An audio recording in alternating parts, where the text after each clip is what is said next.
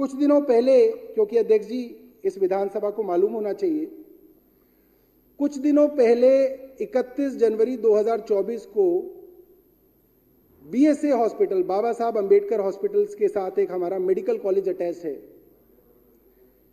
उस medical college की 2 छात्राओं का वाइवा था, प्रैक्टिकल टेस्ट जो होता है वो था।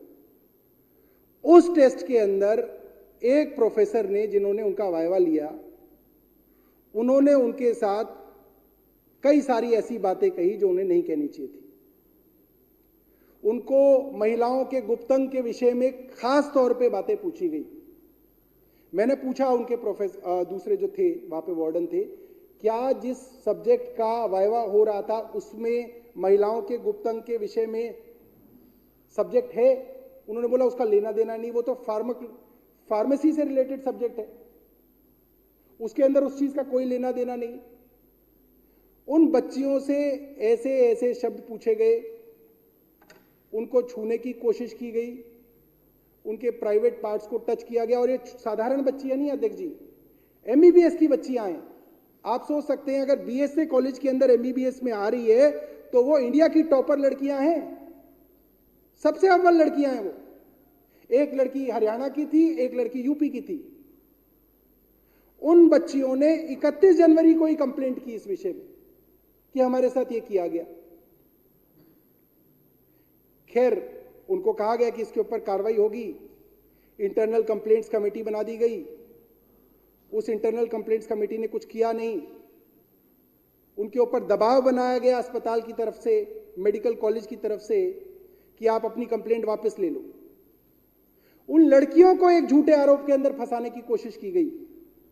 उनके मां बाप को बुला के धमकाया गया कि आपका करियर खराब कर देंगे आपके बच्चों का, कंप्लेंट आप वापस लीजिए।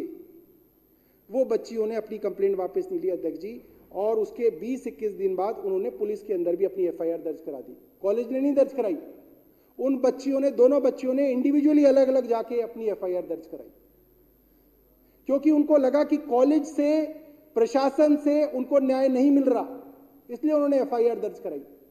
ये मामला पूरा फरवरी बीत गया, आधा मार्च बीत गया। मुझे याद है 18 मार्च को ये मामला सोशल मीडिया के संज्ञान से मेरे संज्ञान में मेरे सेक्रेटरी लाए कि ऐसा ऐसा कुछ बीएसए हॉस्पिटल मेडिकल कॉलेज में हुआ है।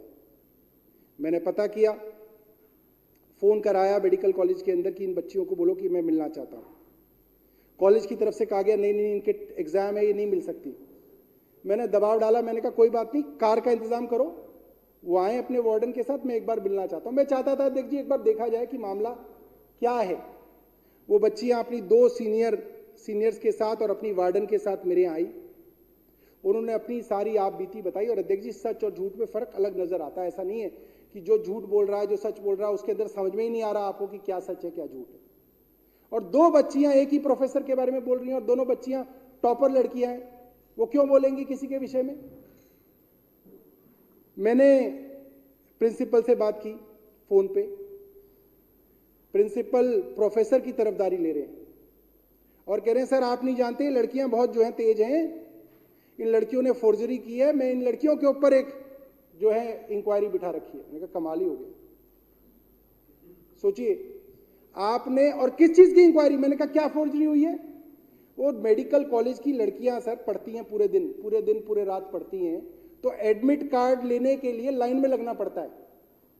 तो बच्ची अपनी जगह दूसरी जूनियर को भेज देते हैं कि भाई तू चले जा, मेरा एडमिट कार्ड ले आ।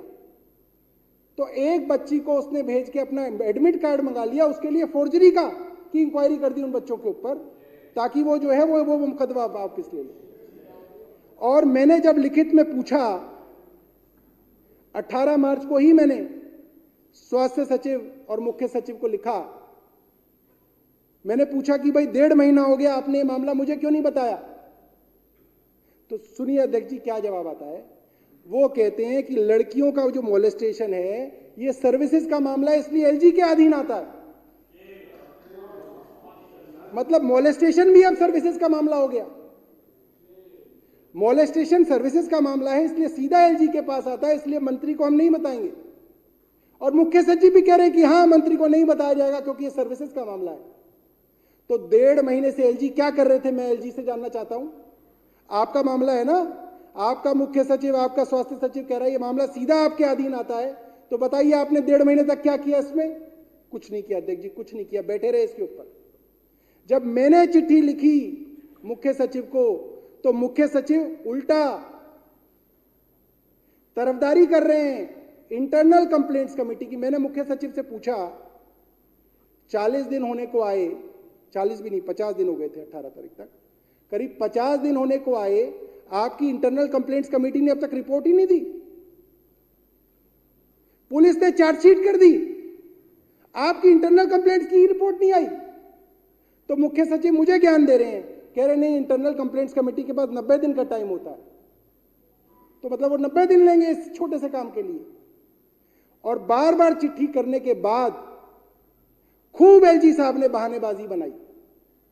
एलजी साहब ने बोला कि एनसीसी एसए की वजह से नहीं हो रहा, मुख्यमंत्री नहीं है इसलिए नहीं हो रहा, कोई सस्पेंशन की रिकमेंडेशन एनसीसी एसए के पास नहीं थी इसकी। झूठ बोल रहे थे एलजी। जो आरोपी प्रोफेसर सलीम शेख हैं उनके विषय में कोई सस्पेंशन की रिकमेंडेशन, मैं ऑन रिकॉर्ड कह रहा हूं, 18 मार्च जब तक मैंने पत्र लिखा कोई उनकी सस्पेंशन की रिकमेंडेशन नहीं थी। झूठ बोला एलजी ने अपने पत्र में कि मुख्यमंत्री नहीं है इसकी वजह से नहीं हुआ।